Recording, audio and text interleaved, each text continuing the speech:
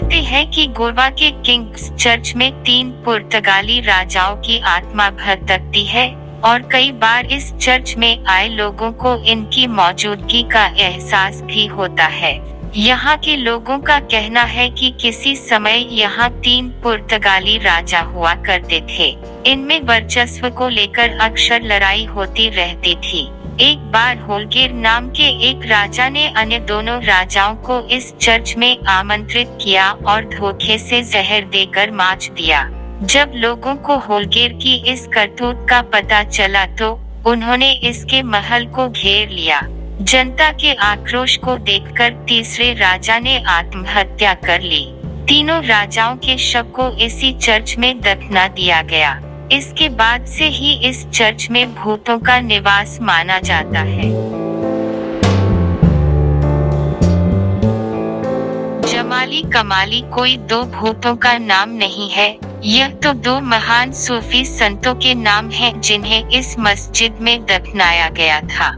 लोग कहते हैं कि रात के समय इस वीरान जगह पर कुछ जिन आते हैं जो कि लोगों के गाल पर थप्पड़ मारते हैं और फिर हवा उनके पीछे पड़ जाती है। लांबी देहर माइंस मसूरी के बाहरी इलाके में स्थित है। 1990 से पहले यहाँ पर लाइमस्टोन का खनन किया जाता था। उस वक्त यहाँ पर करीब 50,000 मजदूर काम करते थे। लाइम चूना हमारे शरीर में जाकर फेफड़ों में जम जाता है और फेफड़ों को पत्थर में बदल देता है, जिसके कारण इंसान को खूनी खांसी bloody cough हो जाती, फिर जिससे उसकी दर्दनाक मौत होती है।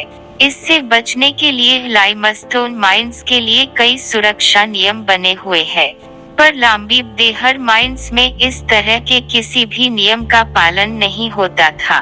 नतीजन वहां पर बड़ी संख्या में मजदूर इस बीमारी से मरने लगे। इसके अलावा उन दिनों सुरक्षा नियमों की पालना के अभाव में उस माइंस में काम पर लगे ट्रकों के पहाड़ी से गिरने की भी कई घटनाएं हुई। फलस्वरूप सरकार ने सुरक्षा नियमों की अनदेखी के कारण इस माइंस को हमेशा के लिए बंद करवा दिया। तब से यह जगह वीरान पड़ी है। जहां कभी 50,000 मजदूरों की आबादी थी, वहां पर अब मुश्किल से 1,000 लोग रहते हैं। खाली पड़ी माइंस एयर घरों में बड़े बड़े पेड़ उग आए हैं। स्थानीय लोगों के अनुसार खाली पड़ी माइंस और घर अब आत्माओं का ठिकाना है। यहाँ पर रात को लोगों के बातें करने की आवाजें सुनाई देती है।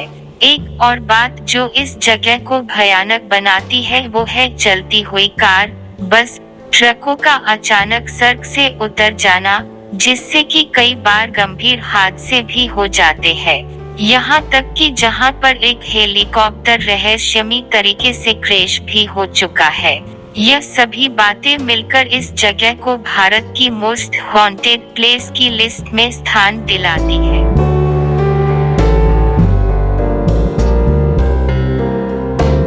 दूसरे नंबर पर है राजस्थान के जैसलमेर जिले के कुलधरा गांव, जो कि पिछले 170 सालों से वीरान पड़ा है। कुलधरा गांव पालीवाल ब्राह्मणों का गांव था। कुलधरा गांव के हजारों लोग अपने गांव की एक लड़की को अयाश दीवान सालम सिंह से बचाने के लिए एक ही रात में इस गांव को खाली करके चले गए थे और जाते जाते श्राप दे गए थे कि यहाँ फिर कभी कोई नहीं बस पाएगा। तब से यह गांव वीरान पड़ा है। कहा जाता है कि यह गांव रूहानी ताकतों के कब्जे में है। कभी एक हंसता खेलता यह गांव आज एक खंडहर में तब्दील हो चुका है। टूरिस्ट प्लेस में बदल चुके कुलधरा गांव में घूमने आने वालों के मुताबिक यहाँ रहने वाले पालीवाल ब्राह्मणों की आहट आज भी सुनाई देती है। उन्हें वहाँ हर पल ऐसा अनुभव होता है कि कोई आसपास चल रहा है। बाजार के चहल पहल की आवाजें आती हैं। महिलाओं के बात करने, उनकी चूड़ियों और पायलों की आवाज हमेशा ही वहाँ के माहौल को भयावह बनाते हैं। प्रशासन ने इस गांव की सरहद पर एक फाटक बनवा दिया है, जिसके पार दिन में तो सैलानी घूमने आते रहते हैं, लेकिन रात में इस फाटक को पार करने की कोई हिम्मत नहीं करता है। मई 2013 में दिल्ली से आई भूत प्रेत व आत्माओं पर रिसर्च करने वाली पैरानॉर्मल सोसाइटी की टीम ने कुलधरा गांव में रात बिताई और यहां पर पारलौकिक गतिविधियां रिकॉर्ड की।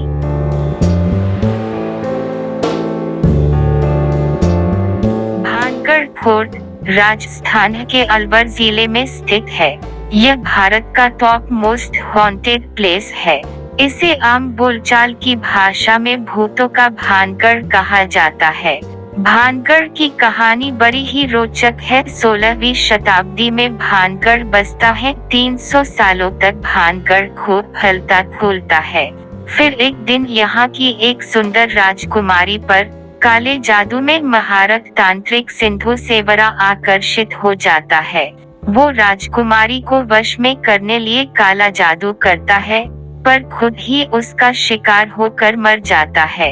पर मरने से पहले भानगढ़ को बर्बादी का श्राप दे जाता है और संयोग से उसके 1 महीने बाद ही पड़ोसी राज्य अजबगढ़ से लड़ाई में राजकुमारी सहित सारे भानगढ़ वासी मारे जाते हैं और भानगढ़ वीरान हो जाता है।